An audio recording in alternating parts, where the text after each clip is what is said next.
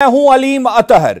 बिहार सरकार भले ही स्वास्थ्य सुविधाओं का दावा करे, लेकिन हकीकत जानकर आप हैरान और परेशान हो जाएंगे।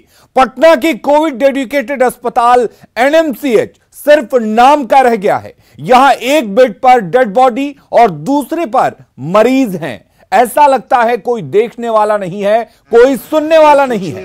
स्वास्थ्य विभाग सिर्फ मीटिंग पर मीटिंग कर रहा है, मगर ग्राउंड पर हालात बद से बदतर होते जा रहे हैं। यहां कोविड वार्ड में घंटों से 2 डेड बॉडी पड़े हुए हैं। परिजनों ने वीडियो बनाकर न्यूज 18 को दिया है ताकि हकीकत से स्वास्थ्य महकमा को रूबरू कराया जा सके। दरअसल बीते कुछ दिनों के दौरान लगातार एनएमसीएच से ऐसी तस्वीरें सामने आ रही हैं कि कोरोना पॉजिटिव मरीजों की जब इलाज के दौरान मौत हो जा रही है, तब उनके शव को घंटों कोरोना वार्ड में ही छोड़ दिया जा रहा है। इस कारण से मृतक के परिजन से लेकर कोरोना वार्ड में इलाजरत मरीज और उनके परिजन परेशान दिख रहे हैं। आज भी ऐसी तस्वीर एनएमसीएच स्थित कोरोना वार्ड में देखने को मिली है। परिजनों ने एनएमसीएच प्रशासन की इस लापरवाही से जुड़ी वीडियो को न्यूज 18 से साझा भी किया है, जिसे बाद में न्यूज 18 की टीम संवाददाता अमित कुमार वहां पहुंचे और एनएमसीएच जाकर वहां की बदहाल व्यवस्था की पड़ताल की। कल भी ऐसी ही तस्वीरें आई थी जिसे न्यूज 18 ने दिखाया था। कोई पूछने वाला नहीं है, कोई डॉक्टर को जाए तो कहे ना, वो हम नहीं जाएंगे, वो नहीं जाएंगे। एनएमसीएच में लगातार जो है प्रशासनिक अमले की लापरवाही देखने को मिल रही है। जो डॉक्टर हैं वो कोरोना पेशेंट जो हैं उनका इलाज कर रहे हैं और जब मौत हो जा रही है तो घंटों जो है जो डेड बॉडीज़ है वो वार्ड में ही रख दिया जा रहा है। और ये एक दिन की नहीं, ये सिलसिला लगातार देखने को मिल रहा है। इस वक्त मैं मौजूद हूँ एनएमसीएच में और आप देख रहे हैं कि यहाँ जो कोरोना पेशेंट हैं वो आ रहे हैं। कुछ पेशेंट जो है वो ठीक हो रहे हैं, जा भी रहे हैं, लेकिन कुछ ऐसे भी पेशेंट हैं जिनका देहांत हो जा रहा है। उपचार के अभाव की बात कही जा रही है। हालांकि ये लोगों का अपना कहना है, जो मरीज हैं उनके परिजनों का ये कहना है। लेकिन सबसे दुखद जो तस्वीर जो आ रही है लगातार इस एनएमसीएच से कोरोना वार्ड के बाहर आ रही है, वो ये है कि मरीज़ का देहांत हो जा रहा है और उसके बाद भी घंटों जो है मरीज़ के परिजनों को इंतज़ार करना पड़ रहा है। डेड बॉडीज़ जो है वो वार्ड में ही छोड़ दे रहे हैं लोग, जिसके कारण दूसरे जो मरीज़ हैं या उनका अटेंडेंट जो है वो दहशत में है। तो यहाँ हमारे साथ मौजूद हैं, डेहरी अनसोन से आए हैं। संतोष नाम है आपका, क्या नाम है आपका? संतोष कुमार चौधरी। संतोष जी, ये बताइएगा कि आपके पिताजी जो है वो कब आप लेकर के यहाँ आए थे? 12 बजे। अभी क्या स्थिति है? अभी मैं 3-3:30 बजे डेट कर चुके हैं। अभी तक लाश उसी पड़ल है टिप, कोई पूछने वाला नहीं है। कहाँ पर हुआ है? 15वां वार्ड में। कोरोना वार्ड में ही? कोरोना वार्ड में कोई पूछने वाला नहीं है। हम कल से खाना पीना माँ है, हम है, कोई खाना पीना नहीं खाया है। हम लोग कोई जा रहे हैं डॉक्टर पर तो 1 घंटा 2 घंटा ये समझा रहा है सर। क्या करा कि अभी आप नहीं देख ना, 1 घंटा बाद आए लाश वितरित करेंगे। हम लोग भूखे प्यासे रहे ना, तब होगा ना। हम डेयरी से आए हैं, मतलब हम आज काम काज करेंगे ना पिताजी के अपन। कोई सुन ही नहीं रहा। हुआ जाओ तो हुआ जाओ, हुआ अफसर है, हुआ बड़ा बाबू हुआ बैठल है, हुआ जब बैठल कर रहे हैं, वो ऑफिस में जाइए, वो ऑफिस में जाइए। वार्ड से डेड बॉडी भी नहीं निकाला? ना, कोई काला नहीं है। अभी चलिए सर देख लीजिए। दूसरे लोग तो कह रहे होंगे आपको कि आप अपना डेड बॉडी हटवाइए। दूसरा कोई अगल बगल कर रहा है। देखिए यहाँ पे एक और, आप कहाँ से आए? हम तो पटना के ही हैं। क्या प्रॉब्लम? 2 डेड बॉडी पड़ी हुई है, 8 घंटे से कोई हटाने वाला नहीं है। उसी के बीच में हम लोग को रहना पड़ रहा है। एक तो कोई केयरिंग करने के लिए आ नहीं रहे हैं, अटेंडेंट ही केयरिंग कर रहे हैं सबका, गार्जियन। क्या नाम हुआ आपका? नीतीश कुमार। लेकिन समस्या तो यही है कि उनके पिताजी का देहांत हुआ है। जो अस्पताल प्रशासन है उनकी ये लापरवाही जो है वो आप लोग के को भी ये जान ले लिया मेरा पिताजी को। कल मैं इमरजेंसी वार्ड में भर्ती करना चाहिए था तो वार्ड में भर्ती कर दिया। हाफ इतना था ना पिताजी के, इतना हाफ वार्ड में भर्ती कर दिया। वो सब जान ले लिया हमारा डॉक्टर। क्या लगता है आपके पेशेंट हैं अभी? पेशेंट कर रहे हैं वो, लेकिन जो स्थिति है अस्पताल प्रशासन का जो लापरवाही है, वो अगर अस्पताल के भरोसे छोड़ देंगे तो वो सबको जान ले लेंगे। वो अब खुद अटेंडेंट होकर काम कर रहे हैं, तो वो कुछ अभी हैं सही से। डेड बॉडी जो है उसको हटा नहीं रहे, कोई नहीं हटा रहे हैं और वो भी अपना प्रॉब्लम लेके जा रहे हैं। सबके पास कोई सुनने वाले नहीं है। सरकार तो दावा कर रही है, लगातार स्वास्थ्य मंत्री दावा कर रहे हैं, प्रधान सचिव स्वास्थ्य विभाग के दावा कर रहे हैं, सब दावा कर रहे हैं कि बहुत अच्छा है, बहुत व्यवस्था है।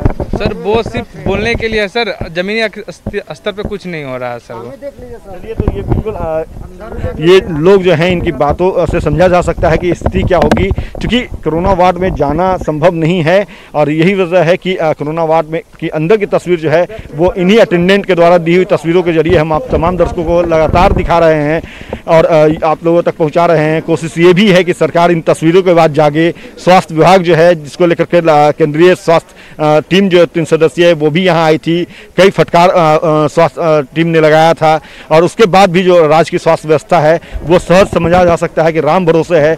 यहाँ पे जो लोग हैं इलाज कराने आ रहे हैं एनएमसीएच में कोरोना वार्ड में, उनमें से कुछ लोगों की जब देहांत हो जा रही है तो उनका डेड बॉडी छोड़ दिया जा रहा है, ये इन लोगों का कहना है। सीधे तौर पे कहीं ना कहीं ये तस्वीर जो है वो राज्य के स्वास्थ्य व्यवस्था जो है चरमराई हुई उसको तस्दीक कर रही है।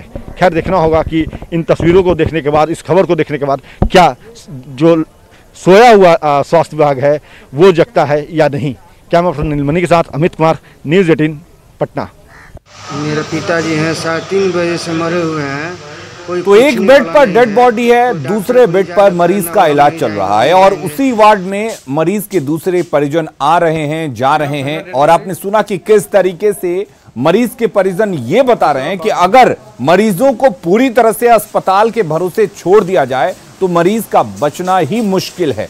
तो आप अंदाजा लगा सकते हैं कि किस तरीके के हालात हैं और ये तस्वीरें आप देख सकते हैं। ऐसे में न्यूज़ 18 सवाल उठा रहा है कि आखिर एनएमसीएच के वार्ड से शव को क्यों नहीं हटाया जा रहा है, क्या वजह है कि वहां शव घंटों पड़े रह रहे हैं। सवाल यह भी है कि इस तरीके से शव रखने से क्या खतरा नहीं है,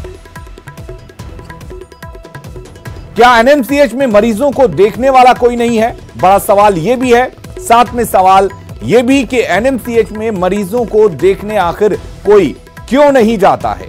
ये कई सवाल हैं जो न्यूज़ 18 उठा रहा है। आपको बता दें कि लगातार इस तरह की तस्वीरें सामने आ रही हैं। स्वास्थ्य विभाग के दावे एनएमसीएच में आखिर लागू क्यों नहीं हो रहे हैं, क्योंकि स्वास्थ्य विभाग तरह तरह के दावे कर रहा है। स्वास्थ्य विभाग के दावे यहां पर लगातार खोखले साबित हो रहे हैं।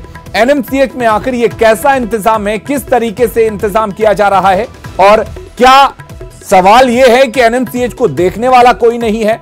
कई तरह के सवाल हैं जो लगातार न्यूज़ 18 उठा रहा है और सवाल उठने भी चाहिए। इन सवालों का जवाब कब तक मिलेगा यह देखने वाली बात होगी। लेकिन कल भी न्यूज़ 18 ने आज तस्वीर दिखाई थी, आज भी एक ऐसी तस्वीर देखने को मिल रही है। आप अंदाजा लगाइए कि वहां पर मरीजों के परिजनों का क्या हाल होगा, मरीजों का क्या हाल होगा जिस वार्ड में कोरोना से मौत हुई, 2-2 शव पड़े हुए हैं। जिन लोगों की मौत हो जा रही है उन लोगों के शव नहीं हटाए जा रहे हैं। 2 तस्वीरें हम आपको दिखा रहे हैं। पहली तस्वीर आज की है जो मरीजों के परिजनों ने न्यूज़ 18 को भेजा है और हम उसको सरकार तक, स्वास्थ्य महकमे तक पहुंचाने की कोशिश कर रहे हैं। दूसरी तस्वीर जो कल की तस्वीर है, कल भी इस तस्वीर को हमने दिखाई थी लेकिन हालात जस के तस बने हुए हैं। तो आप अंदाजा लगाइए कि स्वास्थ्य महकमा कितना गंभीर है। केंद्रीय टीम आती है, दौरा करती है और दौरा करके चली जाती है, लेकिन स्वास्थ्य महकमा है कि सुधरने का नाम नहीं ले रहा है। तस्वीरें आपको विचलित कर सकती हैं और वाकई ये बदसूरत तस्वीर इसे कहा जाए तो गलत नहीं होगा, क्योंकि ये तस्वीरें बिहार के स्वास्थ्य महकमा की उस हकीकत को उजागर कर रही हैं जो वाकई में है, जो हालात हैं। और इन्हीं तस्वीरों के सामने आने के बाद भी अगर हालात नहीं सुधर रहे हैं तो ये चिंता को और बढ़ा रही हैं। NMCH, Nalanda medical college hospital Bihar के बड़े अस्पतालों में शुमार, जिसके दम पर यह दावा किया जाता है कि हमारा स्वास्थ्य महकमा पूरी तरह से तैयार है, बिहार पूरी तरह से तैयार है कोरोना से लड़ने को लेकर। और कटिहार से स्वास्थ्य महकमे का एक बेहद शर्मनाक चेहरा सामने आया है। सदर अस्पताल के आइसोलेशन सेंटर में महज खाना मांगने पर रसोइये ने कोरोना संक्रमित पति और पत्नी की बुरी तरह से पिटाई कर दी और उन्हें लहूलुहान कर दिया। व्यवस्था से परेशान पीड़ित दंपति ने अस्पताल में काफी देर तक हंगामा किया और आरोपी रसोइये को खदेड़ दिया। इस दौरान अस्पताल में काफी देर तक अफरा तफरी का आलम रहा। लेकिन ताज्जुब की बात यह है कि इतने गंभीर मामले की जानकारी सिविल सर्जन को नहीं है। अगर सरकारी अस्पताल में कोरोना संक्रमित मरीज खाना मांगे तो क्या उसके साथ मारपीट की जाएगी? मामला बेहद संवेदनशील है और इस वाक्य ने विरोधी दल के नेताओं को सरकार पर हमला बोलने का मौका भी दे दिया है। जिस तरह कोरोना पॉजिटिव को मार के खाना मांग रहे हैं वो, उसे मार के पत्थर से सर फोड़ दिया जा रहा है। अब समझ जाइए कि कहाँ स्थिति है, स्वास्थ्य कहाँ पे चला गया है। मुझे लगता है कटिहार सदर हॉस्पिटल अब नहीं है, ये भ्रष्टाचार सदर हॉस्पिटल हो चुका है और यहाँ कुछ बचा नहीं है। ऐसी कोई बात हमारे पास तो नहीं आई है। अगर DSP किया होंगे या मैं अभी जाता हूँ तो देख लेता हूँ क्या बात है, कहाँ पर किस आइसोलेशन सेंटर की बात है। ANM स्कूल से मैं अभी पता करता हूँ उसके बाद क्या कार्रवाई करें। हम लोग देख रहे हैं जो कार्रवाई जो उचित कार्रवाई होगी सो होगी। तो स्वास्थ्य महकमे की तस्वीरें आपने देखी। अब हम आपको दिल दहला देने वाली एक लापरवाही की तस्वीर दिखाने जा रहे हैं। आधा बिहार जहां बाढ़ से करा रहा है, वहीं इस बाढ़ में भी कुछ नौजवान जानलेवा स्टंट करने पर उतारू हैं और इन्हें रोकने के बजाय भीड़ तमाशबीन बनी रहती है तो प्रशासन बेखबर रहता है। आगे दिखाई जाने वाली तस्वीर विचलित कर सकती है। इस तरह के स्टंट आप कभी ना दोहराएं, ये जानलेवा हो सकता है। न्यूज़ 18 इस वायरल वीडियो की सत्यता की पुष्टि नहीं करता है। हॉर्न बजाती हुई तेज रफ्तार से आती ट्रेन, सामने रेलवे ट्रैक पर खड़े हैं 15 से 20 नौजवान। महज 5 सेकंड के फासले पर है मौत।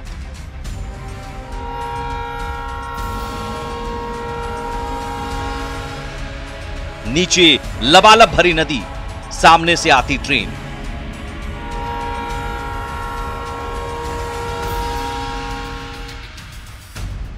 ये नौजवान क्यों दे रहे हैं मौत को दावत?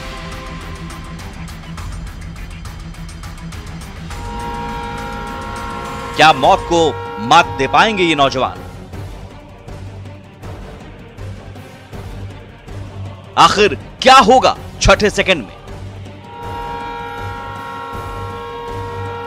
1, 2, 3, 4, 5, 6, 7, 8, 9, 10, 11, 12, 13, 14, 15, 16, 17, 18, 19, 20। 20 में से कुछ नौजवान रेलवे ट्रैक पर खड़े हैं तो कुछ पुल के खंभे पर। सामने से तेज रफ्तार से ट्रेन हॉर्न बजाती हुई आ रही है।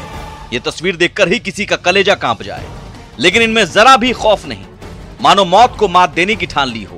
और देखिए, छठे सेकंड में ट्रेन महज 1 कदम के फासले पर आते ही ये नौजवान तेजी से नदी में छलांग लगा देते हैं।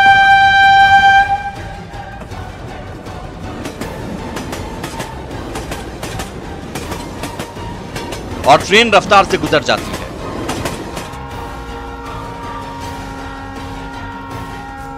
फिर सामने तमाशा देखती भीड़ में से कोई कहता है, जाइए जाइए, ये भेड़िहारी के नौजवान हैं। जाइए आप जाइए, बात नहीं, जाइए, ये भेड़िहारी के नौजवान है, लोग भेड़िहारी के नौजवान है लोग। तेजी से वायरल हो रहा है ये वीडियो बेतिया के नरकटियागंज रक्सौल रेलखंड के गोकुला स्टेशन और भेड़िहारी स्टेशन के बीच का बताया जा रहा है। हालांकि न्यूज़ 18 इस वायरल वीडियो की पुष्टि नहीं करता है, लेकिन इस तरह का स्टंट कभी भी किसी बड़े हादसे को दावत दे सकता है। सवाल है कि आखिर नौजवानों को किसी ने रोका क्यों नहीं? सामने खड़ी भीड़ तमाशा क्यों देखती रही? क्या इस तरह की तस्वीर पर प्रशासन की नजर नहीं पड़ी? प्रफुल्ल, न्यूज़ 18 बेतिया। तो वाकई ये जानलेवा स्टंट किसी को भी भारी पड़ सकता है। न्यूज़ 18 आपसे अपील कर रहा है कि इस तरह से अपनी जिंदगी से खिलवाड़ बिल्कुल ना करें। भागलपुर में इधर गंगा लगातार कहर बरपा रही है। कटाव इस कदर बढ़ गया है कि मिनटों में बड़ी बड़ी बिल्डिंग गंगा में समा जा रही है। आप तस्वीरें देख सकते हैं कि कैसे पलक झपकते ही ये बिल्डिंग धराशायी हो गई। ये तस्वीर सबौर के शंकरपुर पंचायत की है, जहां नया टोला रामनगर का आंगनबाड़ी केंद्र देखते ही देखते गंगा में समा गया। चंद सेकंड में आंगनबाड़ी केंद्र गंगा में धराशायी हो गया। गंगा के कभी बढ़ते और कभी घटते जलस्तर के कारण विभिन्न इलाकों में कटाव हो रहा है, जिसमें कई घर भी नदी में विलीन हो गए हैं।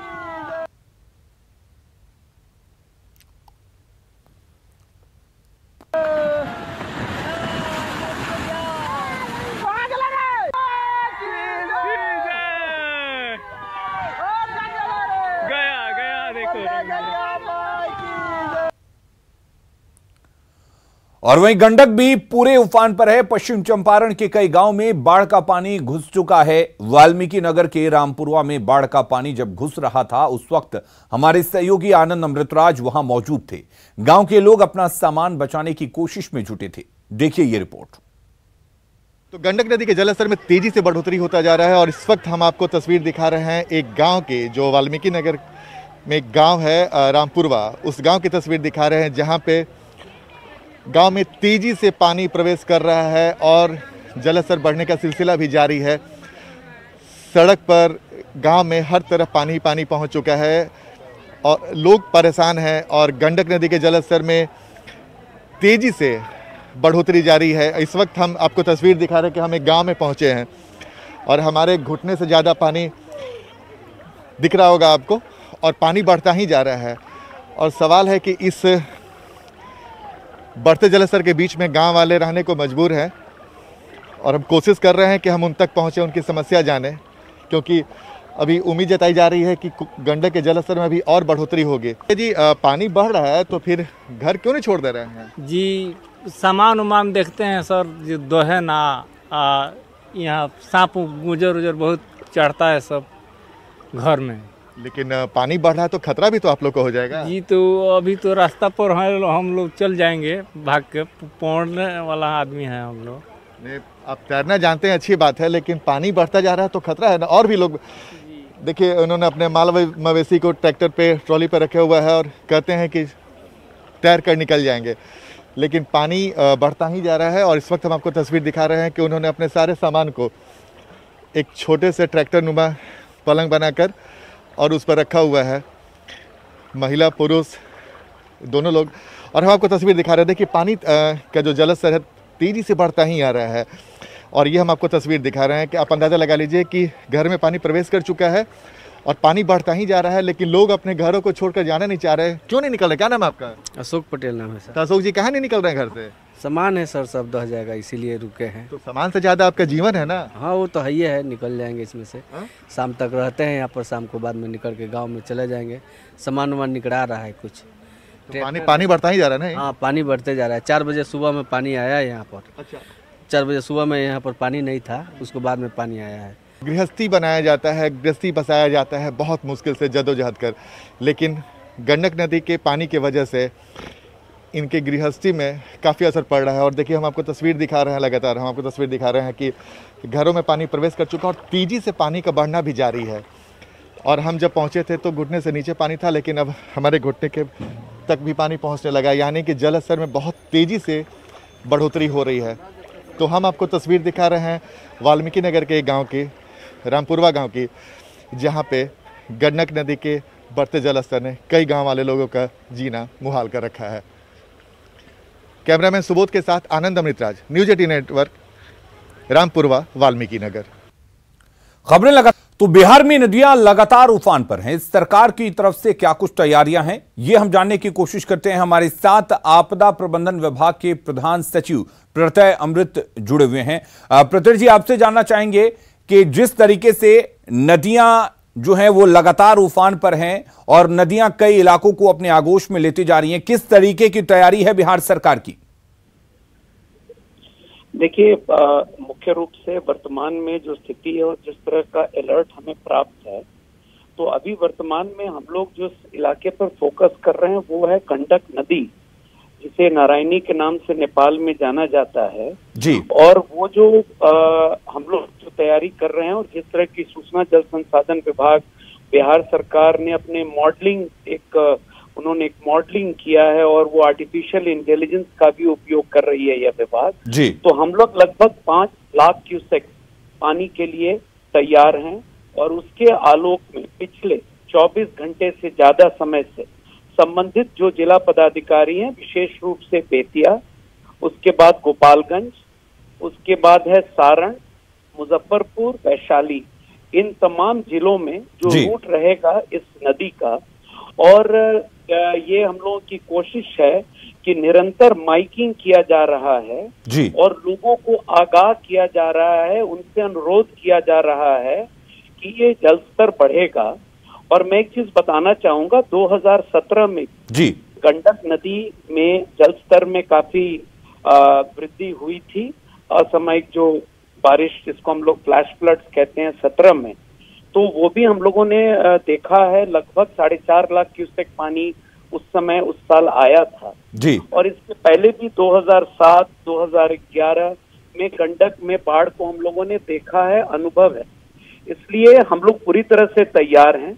आपके चैनल के माध्यम से मैं सिर्फ लोगों से ये अनुरोध करना चाहूंगा जी कि किसी अफवाह पर न जाएं और सभी जगह जिला प्रशासन मुस्तैद है।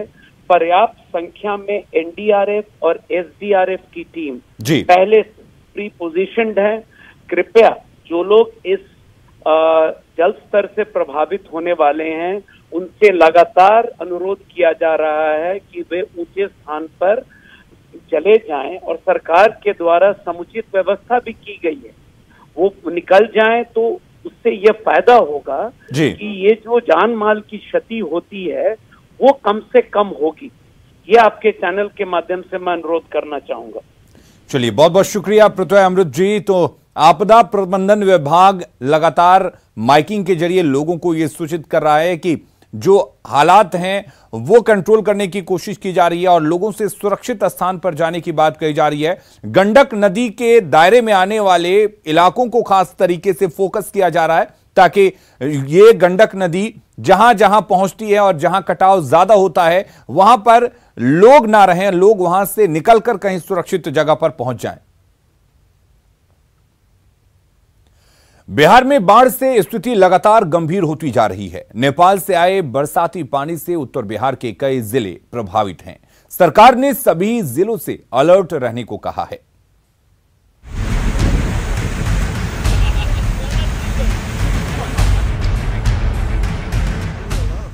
बाढ़ की चपेट में बिहार के कई जिले आ गए हैं। नदियों के पानी में उतार चढ़ाव के बीच बाढ़ कटाव के संकट से तबाही का दौर जारी है।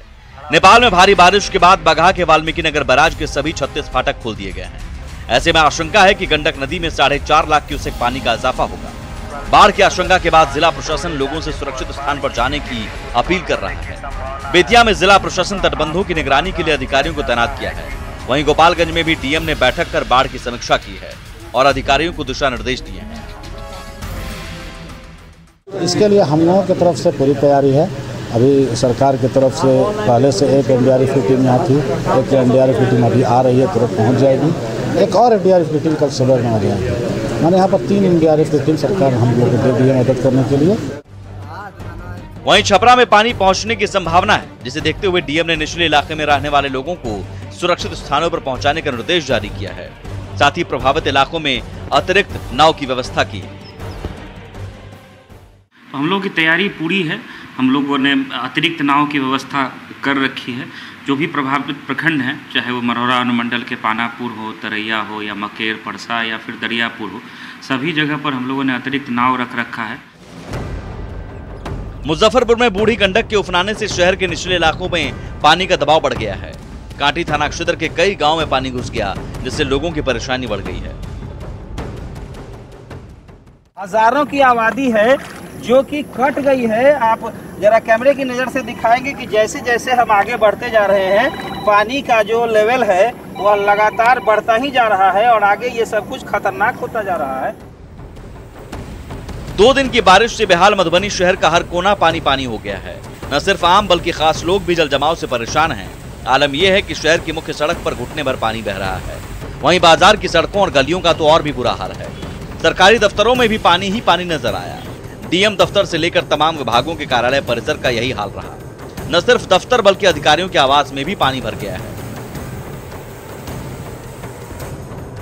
बिहार में बाढ़ की विभीषिका हर साल लोग झेलते हैं। हर साल आशियाना बनाते हैं और फिर बाढ़ उसे बहा ले जाती है। आखिर कब तक उन्हें इस समस्या से जूझना पड़ेगा, ये बड़ा सवाल है। बेतिया से प्रफुल्ल, गोपालगंज से मुकेश, छपरा से संतोष, मुजफ्फरपुर से सुधीर के साथ मधुबनी से अमित रंजन की रिपोर्ट।